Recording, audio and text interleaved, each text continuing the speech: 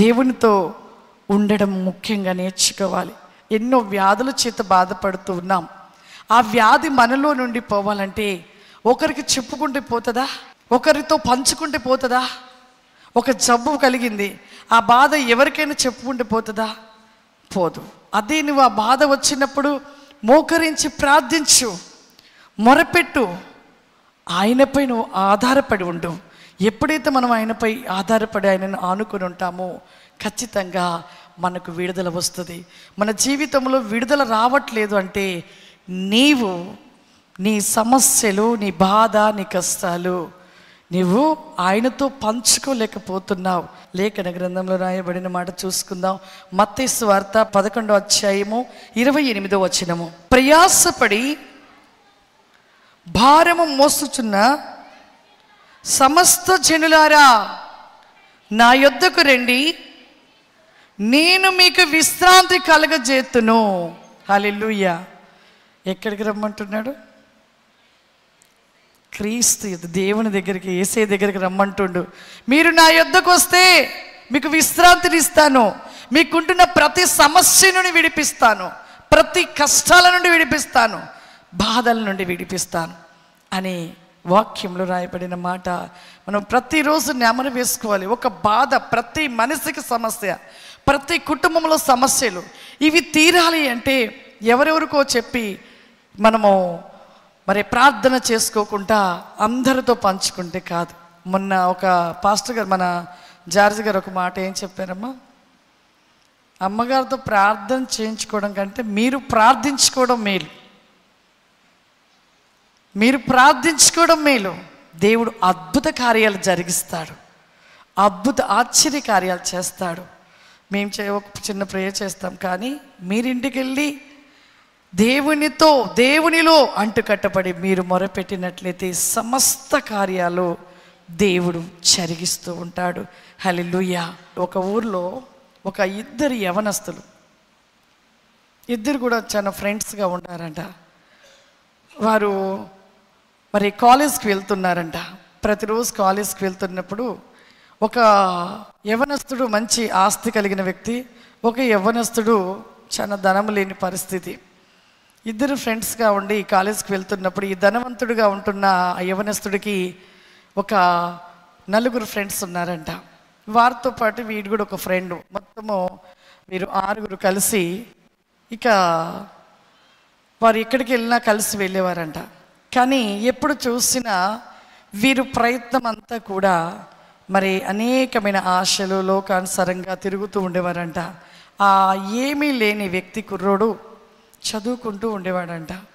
వీళ్ళు అనేవారంట, ఎందుకురా చదివేది, మీ దగ్గర డబ్బు లేదా? డబ్బు ఉంటే మనం డబ్బు పెట్టి పాస్ అయిపోవచ్చు, అన్ని సబ్జెక్టులు మనము ఖచ్చితంగా పాస్ అయిపోవచ్చు అనేసి చెప్తూ ఉండేవాడంట.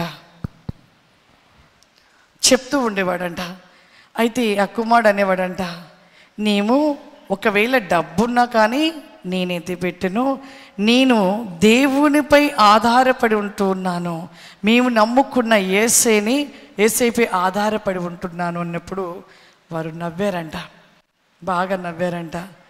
నీకు దగ్గర డబ్బు లేదు కానీ యేసయ్య ఉన్నాడు, యేసయ్య నీకు ఫాస్ట్ చేస్తాడని నువ్వు అనుకుంటున్నావు, ఎలా చేస్తాడు?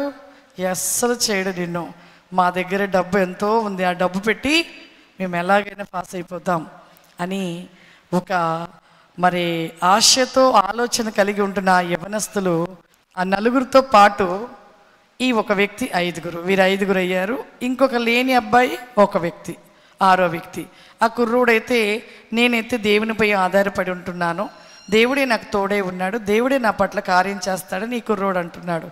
ఈ ఉంటున్న 5 మాత్రం దేవుడు ఏం చేయడు, డబ్బు పెడితేనే కార్యం జరుగుతుంది, డబ్బు పెడితేనే ఏదైనా జరుగుతాయి పనులు, ఈ రోజులలో డబ్బు లేకపోతే ఏ పనులు జరగవు, ఎక్కడికి వెళ్ళాలన్నా డబ్బే, ఏ స్థలానికి వెళ్ళాలన్నా డబ్బే, డబ్బు లేకపోతే ఏ పనులు జరగవనేసి ఈ యొక్క 5 కుర్రోళ్ళు కూడా అనుకుంటా వారు తనని ఎగతాళి చేస్తూ ఉన్నారంట.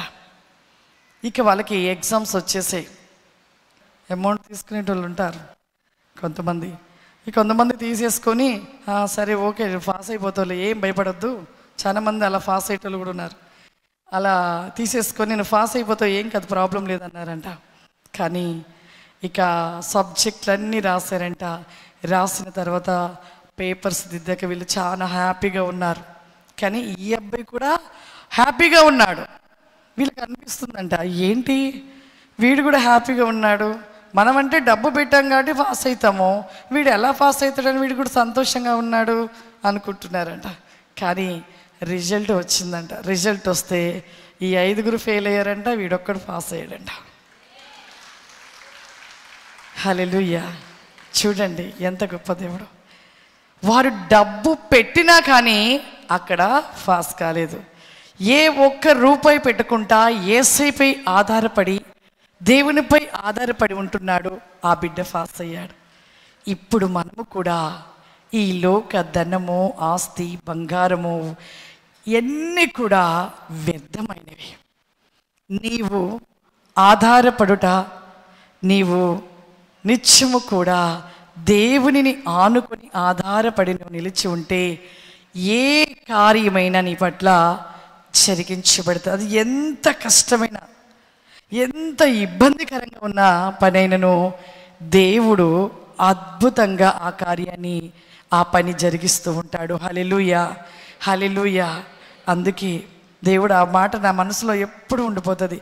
మనుషులను నమ్ముకున్నట కంటే యెహోవాను ఆశ్రయించుట, ఆ మాట నాకు ఎంత ఇష్టమో, ఆ వాక్యం ఎంత ఇష్టపడతానంటే అంత ఇష్టపడతాను. ఎందుకంటే మనము దేవుని మీద ఆధారపడినప్పుడే మన జీవితంలో ఫలించడము కానీ, దీవించబడము కానీ, ఆశీర్వదించబడడం కానీ, ఇంకా అనేక విషయాలు మన పట్ల జరిగించబడము కేవలము నిత్యము ఆయనతో, ఆయనలో అంటు కట్టబడి ఆయనలో నిలిచి ఉండుటే విజయాన్ని పొందుకుంటాం ప్రియులారా.